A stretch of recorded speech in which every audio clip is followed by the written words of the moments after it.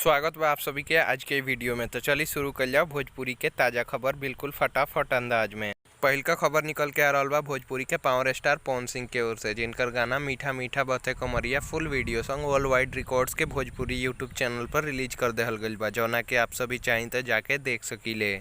दूसरा खबर निकल के आ रहा बा भोजपुरी के सुपरहिट गायिका अंतरा सिंह प्रियंका के ओर से, जिनकर गाना पापा फेर दब डोलिया कहार फुल ऑडियो सॉन्ग अंतरा सिंह प्रियंका ऑफिशियल पर रिलीज कर देहल गईल बा, जौना के आप सभी चाहें तो जाके सुन सकीले। ये बहुत ही शानदार विदाई गीत बा। तीसरा खबर निकल के आ रहा बा भोजपुरी के सुपरहिट गायक व अभिनेता समर सिंह व कविता जादव के ओर से, जिनकर गाना मजा आ जाता है फुल वीडियो सॉन्ग SRK म्यूजिक के यूट्यूब चैनल पर रिलीज कर देहल गईल बा, जौना के आप सभी चाहें तो जाके देख सकीले।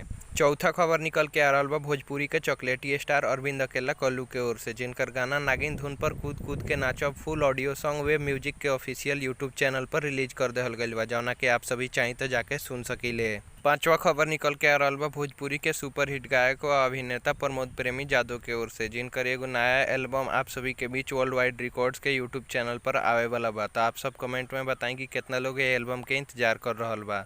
छठा खबर निकल के आ रहा बा भोजपुरी के सुपरहिट गायिका अंतरा सिंह प्रियंका के ओर से, जिनकर गाना थ्रेसर से भूसा फेंक रहा है फुल वीडियो सॉन्ग वेब म्यूजिक के ऑफिशियल यूट्यूब चैनल पर रिलीज कल गई रहे, जौना के 50 मिलियन यानी 5 करोड़ से ज़्यादा बार देखल जा चुकल बा। आप सभी चाहें तो ओकरा के जाके देख सकीले। सातवां खबर निकल के आ रहा बा नीलकमल सिंह के ओर से, जिनकर गाना आइल जुल्मी जून के महीना फुल वीडियो सॉन्ग विजय लक्ष्मी म्यूजिक के यूट्यूब चैनल पर रिलीज कर देहल गईल बा, जौना के आप सभी चाहें तो जाके देख सकीले। आठवां और आज की आखिरी खबर निकल के आ रहा बा भोजपुरी के सुपरहिट गायक व अभिनेता प्रमोद प्रेमी जादव के ओर से, जिनकर गाना अंगनैया के चांद फुल वीडियो सॉन्ग संध्या फिल्म्स के ऑफिशियल यूट्यूब चैनल पर रिलीज कर देहल गईल बा, जौना के आप सभी चाहें तो जाके देख सकीले। तो आज के वीडियो में बस इतना ही। अगर वीडियो अच्छा लागल तो वीडियो के लाइक कर दी, शेयर कर दी और चैनल के सब्सक्राइब कर दी।